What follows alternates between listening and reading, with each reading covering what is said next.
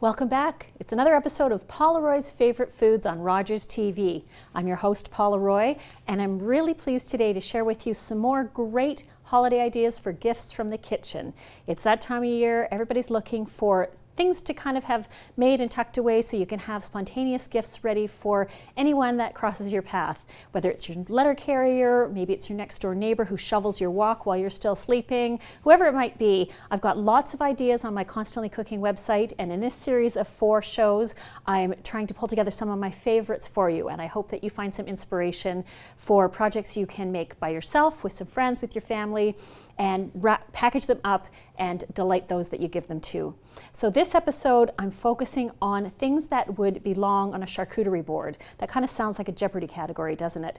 I've got some pickled things and some roasted nuts, lots of great ideas for you. So I'm going to get one recipe started, shift gears, and then we'll come back. And the recipe that's happening over here in this collection is pickled blueberries. And I know that sounds maybe a bit odd to you. We'll talk about that a bit more. But in the meantime, we're going to get our brine started for the blueberries because it takes a few minutes. So we've got a little bit of water in there. We've got some cider vinegar. I think I'll add a little bit more. There we go. And we've got some sugar and salt. And that's pretty much the basis of it. Then you can add in whatever seasonings you like. With blueberries, I'm a really big fan of thyme. No, this is pepper. I've got pepper and cardamom. Thyme's another great choice. These come from green cardamom pods, and they're the little black seeds inside. I use them all the time. Just love them. So we're going to give this a stir, and then as it heats, it will dissolve the sugar and salt. So that mixture can just do its thing while we move on. Turn that up a little. So over here, we're going to do some spicy marinated olives. I first tasted these about 20 years ago. I wasn't even sure I liked olives then because I find that sometimes when they come straight out of the jar, they just don't have enough flavor. I like the texture, but I wanted more, and this recipe delivers the more. So what I've done is I've purchased some olives and I took them out of the jar, rinsed them because they're packaged in a brine that sometimes has preservatives and so on. So I just wanted them to be a blank slate for what we're going to do next.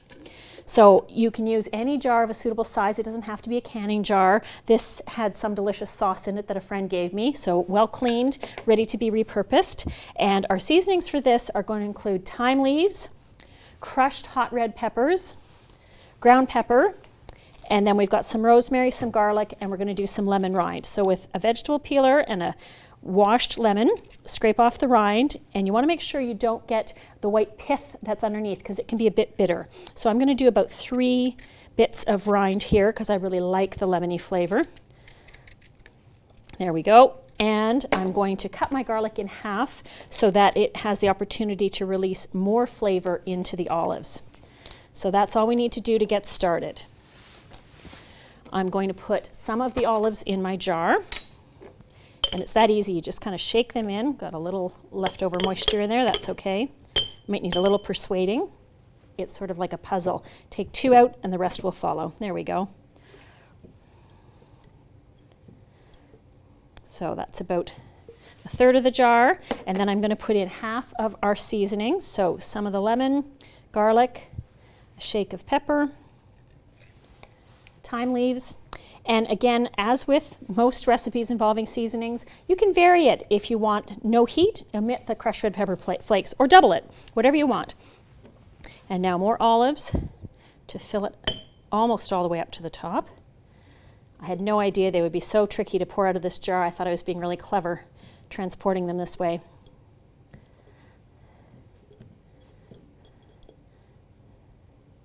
There we go. All right, that's perfect, great amount. And we'll finish with our seasonings here. And then what you're going to do is top it with your favorite olive oil. I don't recommend a real bargain oil. You want something that's got a flavor profile that you really like because the oil becomes the second gift. It can do double duty. You can use the leftover oil in soups, sauces, pizzas, all kinds of things. So I like this Portuguese oil from Farm Boy. And I'm just going to fill the jar up, and that's it. That's all you have to do. Put it in a cool, dark place for about a week. And then after that, it should be stored in the fridge, and they'll keep for, I would say, about a month. And they just look so fantastic in the jar. So when you go to gift it, it's a good idea to write on the label, keep refrigerated. And then you might also want to offer some suggestions to your recipient about how these could be used. So now we're going to switch it up and go back to our brine here. And I can see that the sugar is completely dissolved and the salt is almost there. That's great. So we can turn that off. And now we'll get our blueberries. You can use, again, small little canning jars. Pickled blueberries sound weird, but they're fantastic on charcuterie boards, as I mentioned before. Great on goat cheese. Scatter them over top with a drizzle of olive oil. All kinds of uses for them. And if you're interested in pickle recipes, there are lots on my Constantly Cooking website. I am a huge fan of pickles.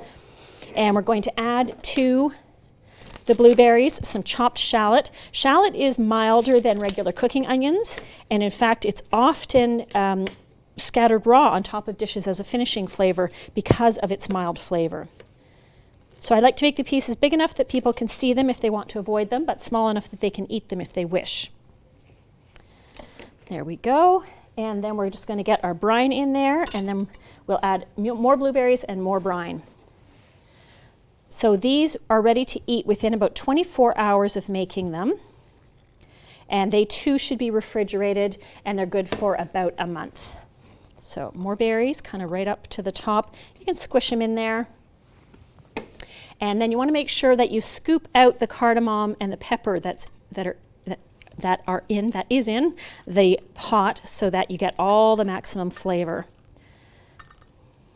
And a little tip, we have lots of brine here. If you're ever short on brine, just add a tablespoon of water for your pickles. It's not going to impact the flavor, and it'll fill up the jar to the top, which is what you always want to do. So now we've got our two beautiful prepared treats, and we're going to add our tags. And I know people, especially if they're big olive fans like I am, they get so excited when this is on my gifting roster. I haven't done it for a few years, so this might be the year to do it. I can tell you that tying a bow on air is way harder than in real life. There we go.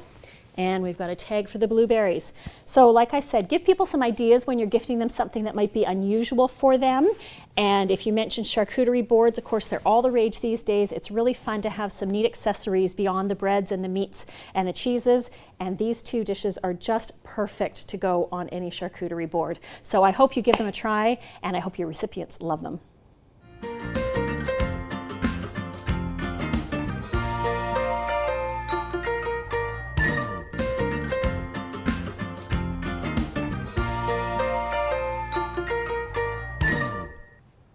Alrighty, welcome back. We're on to segment 2 of this special festive episode of Paula Roy's Favorite Foods.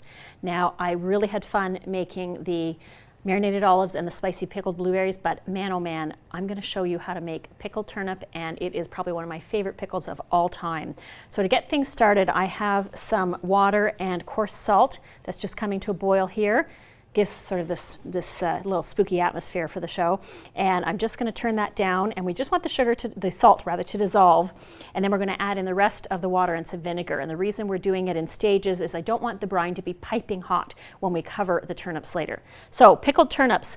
We're not talking about rutabagas, which was the turnip I grew up with, the yellow fleshed one, really waxy outside, served as kind of a not favorite to me dinner vegetable when I was a kid. Now I really, really like it. But these white turnips with the purple hue, they're often called salad turnips. They are another thing entirely, and oh my gosh, are they ever delicious. They have a really nice crunch to them, a much milder flavor, a little bit peppery, and they're really versatile. I'll grate them into salads. You can grate them and pickle them like a bit of a slaw, sort of. All kinds of things you can do with them. And they are the basis of these fantastic Lebanese-style pickled turnips. Now, if you've been to Ottawa, or if you're from Ottawa, you may know that Ottawa is regarded as the shawarma capital of North America.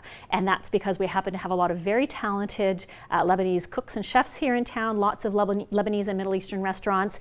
And shawarmas are typically served with these pickled turnips on the side in them, depending on how they are assembled. And that was where I first met them. And after my very first shawarma experience, decades ago, my standard order became with extra turnips, and now it's with extra turnips, or I just always have a jar in the fridge at home. So I really love these. I think you're going to enjoy seeing how they come together, and if you have shawarma lovers in your circle of friends, they're going to be really happy if you make these for them. So I'm just going to give my brine here a little bit more of a stir. The salt is almost melted. And you might be wondering, why coarse salt since it takes longer to melt? It generally has a better flavor than processed or iodized table salt. And per volume you get, probably it's a little less salty. Think about how those little salt crystals will pack in. I don't quite know the science of it all, but I just know that pickling, it's generally recommended to use coarse salt. So we'll just leave that on the heat for now. And so what makes these white on the inside turnips turn red like this? It's beets, that's the magic. So we're going to start by preparing our beet. And what I like to do, the turnips are cut into sticks, but I leave the beets in circles because they don't taste that great. Even though I love beets and I love pickled beets, they're usually cooked before pickling. So I don't want to serve these up by accident. So I cut them in a different shape than the turnips, and then I won't get confused when I'm dishing them out into a bowl to put on the table. So by making these circles, I'm going to know they're different. And now to cut the turnip, it's pretty straightforward. You just want to take the top and bottom off. Or as they used to say in the Maritimes, just top and tail that for me, would you? And as a little kid, I did not understand what that meant. And then we're going to peel it. And they're very easy to peel. I just go around and around like you would for a potato. And they come in all sizes. The big thing to check when you're purchasing them is that they feel nice and firm. If they're mushy, then they're old and they're not going to make nice pickles. We want the pickles to have a good crunch. I'm just going to turn this off now because we've got the salt melting or dissolving, and I'm going to add the rest of the water, and I'll add the vinegar later. So we'll finish peeling this.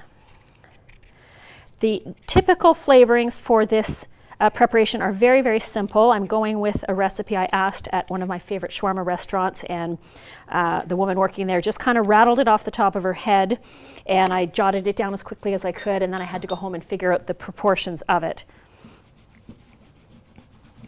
So if you cut it into circles like that, and I'm going to interrupt myself by adding the vinegar right now. And this is one of those times when I know I said I don't really like white vinegar for pickles, but that's what's standard for this recipe, so that's what we're going with. And then you just want to cut these into batons about, I would say, 1/3 of an inch each, or about 2 centimeters, just under 2 centimeters.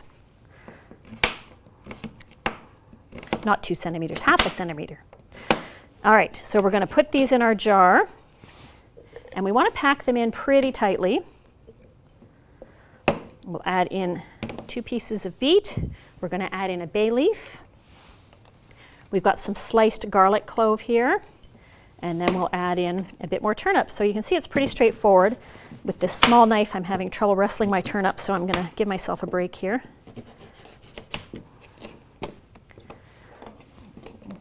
And I'll just cut these crosswise. That'll be faster. And we'll fill up the jar.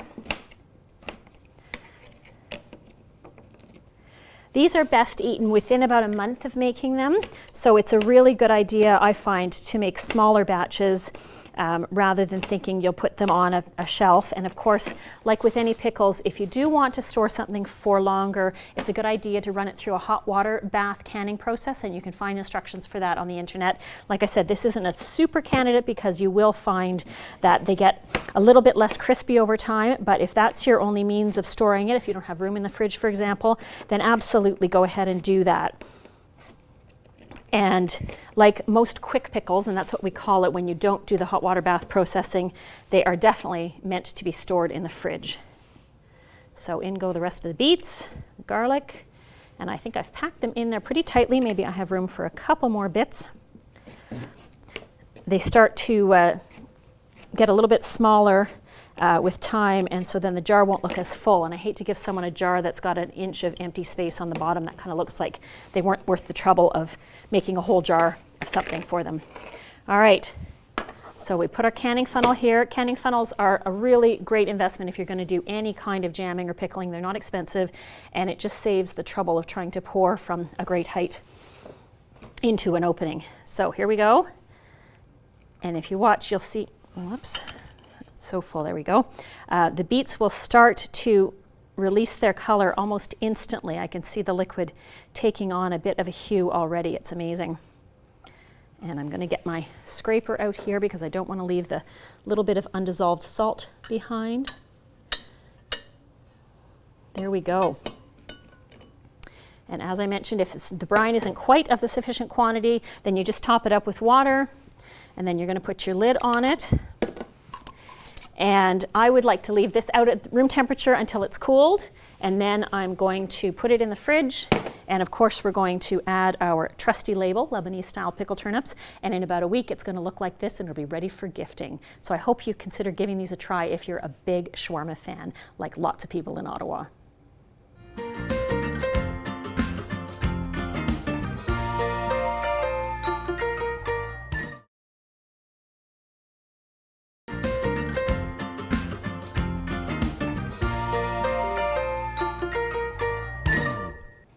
Welcome back. Here we are, ready for segment 3 of this episode of Paula Roy's Favorite Foods.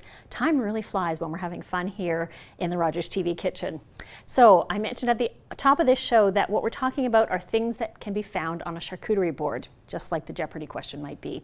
And so to me, there's no charcuterie board that's complete without some kind of crispy treat on it, preferably nuts. I really love nuts of all forms. I love snacking on them. I love the protein hit from them. I love scattering them on salads, all kinds of things. So what I'm going to show you today is how to make some really great candied pecans. They're a sweet and spicy variety, and unlike many recipes that call for the nuts to be prepared in the oven and you have to keep checking and opening the door and taking the pan out and stirring, we're going to do the whole thing on the stove top. It just makes it so much faster and easier. And we're going to start with our pecans by toasting them. And you might think, well, they're going to get cooked in the skillet later. Why are we toasting them first? Well, once they get coated with our maple syrup and other elements of goodness, it's harder for the inside of the nut to get as flavorful. I really like toasting them first. It just brings out the intended flavor of the nut, and it's just a really quick, simple little step, so why not do it? And if you don't want to toast nuts in a skillet, some people are always worried about burning them. Here's a pro tip. You can toast nuts spread out in a single layer on a plate in the microwave. Takes about, depends on the volume, but about 40-45 seconds, and it works like a charm. And I have yet to set nuts on fire in my microwave, and so that's the way I do it all the time. So this pan has been heating. I'm going to put the nuts in. And I'm going to turn the heat up just a bit. And you can see that the nuts almost fit in a single layer. That's the correct volume for this recipe. Absolutely, you could double it, providing you have a skillet big enough to hold them in a single layer. And we're just going to kind of turn them around. And the trick with nuts, it's really hard with pecans in particular to tell if they're toasting because it's hard to discern the difference in the color. I mean, they're already a dark brown, and by the time you see a difference in color, they're probably burning. So it relies on the nose. As soon as they start to smell aromatic, that means that the flavor inside the nut is being released, and so then you know that they're ready to come off the burner. And I'm just going to do a little sniff test. Yep, they smell great to me. So I'm going to just keep the heat on, and I'm going to put the nuts on a plate for a minute. I'm going to give the skillet a quick wipe just to get any nut dust out of it. And now I'm going to put in some maple syrup. And because the skillet's hot, this is really going to speed things up. And I'm going to put the nuts back in. I'm just going to spread this around. It's great that it's already coming to a boil. In go the nuts again. And you want to stir them fairly quickly so that all the nuts get coated in the maple syrup. And if you're not a fan of maple, you could absolutely use honey. I've done it with honey and it's really, really good. Now, once the nuts have almost all been tossed, you can look at them and see they'll be shiny if they've got maple syrup on them. So then you know you've done a thorough job stirring. I'm going to sprinkle some sea salt over top. And some cinnamon, because it's a really great spice to play with the nuts. A little hit of cayenne pepper, because I really like that hot kick. Just a pinch or two. And then I'm going to add about half a teaspoon of vanilla, because that's one more layer of flavor. There we go. So now we're going to give this a stir. And we're going to keep stirring and cooking until the maple syrup has completely dissolved. So that generally will take, for a batch about this size, I'd say about 3 to 4 minutes, and you really don't want to walk away from this. You want to keep stirring. If the nuts stay in one place too long, they're going to start to stick and burn. Now, these are pecans, as I mentioned. This same method can be used with great success to do peanuts or walnuts or cashews, really any nut that you like. And of course, as always, you can vary up the flavoring profile. Cardamom and nuts are always a really good combination. You could make them a bit saltier if you wish. You could make them peppery. That's kind of nice on nuts. So sometimes I like to think about the application. So if they're going on a charcuterie board, I tend to make the flavor maybe not too strong because the meats and cheeses and so on already have their own strong flavors. If they're going on top of a salad, I might think about what the ingredients in the salad dressing are going to be, and then that helps me decide what spices are going to go into the nuts. So because we've been stirring often, they're not sticking and they're looking coated, and you just want to avoid the temptation to take them off the heat too soon. And the reason for that is that they're going to get sticky and it's going to be hard to separate them. So they really have to have pretty much all the moisture completely evaporated. So that's why we're just patient and we're stirring constantly. And once these nuts are cooled, then we're going to break them apart because they will clump up a little bit, and they should be stored in an airtight container. Now, I laugh because some recipes say that they're good for about a month. There's no way a batch of these is going to last a month in my house. I'd be lucky to last a day. But you might want to caution a recipient that they want to consume them within a reasonable amount of time. It's not something to tuck in the cupboard and forget about for 6 months. And that's the case with a lot of nut things. They just don't keep fresh for as long as people might think. If they've been dry roasted like peanuts, sometimes they'll last longer, but these should be consumed in fairly short order. So I'm looking at my pan. There's still a little bit of residual moisture down there, so that's why we're still stirring like a madman here. And the nuts are somewhat sticking together, but not all of them, so I think that they're going to come out at a really, really good consistency. And like I said, you just have to be patient and you do have to watch them. This is not a good recipe to attempt while you're trying to do something else. So while I'm doing this, we can talk about packaging options. I think I said this in one of the other shows. Check your local thrift shop. There's really cute candy jars, vintage candy jars that are very inexpensive. All kinds of canning jars, fancy jars. Dollar stores have a lot of neat packages as well. There's even some plastic containers if you want something that's more lightweight. And what you're just looking for is something that is airtight. So it has to have a tight fitting lid. And because we're doing a cup of nuts, that should give you an idea of the volume of container that you're looking for to fit properly. As I said previously, it doesn't look too great if you give someone a half-filled container. So try and scale the container to the product. All right, we're going to turn this off and we're going to put it onto our parchment. And you definitely want to do this on parchment because they are sticky. If they go onto foil, they're going to stick. If they go onto a bare tray, they're going to stick. So parchment is your friend for this. And then we just want to spread them out in a single layer. I'm really happy with these because they're not sticking at all. So they're really perfectly cooked, and they're going to be great to put into, as I said, an airtight container. And once again, label them appropriately. We've got our sweet and spicy toasted pecans here, and whoever receives these is going to be really happy. They might not make it to the charcuterie board. They might just make it to the snack table.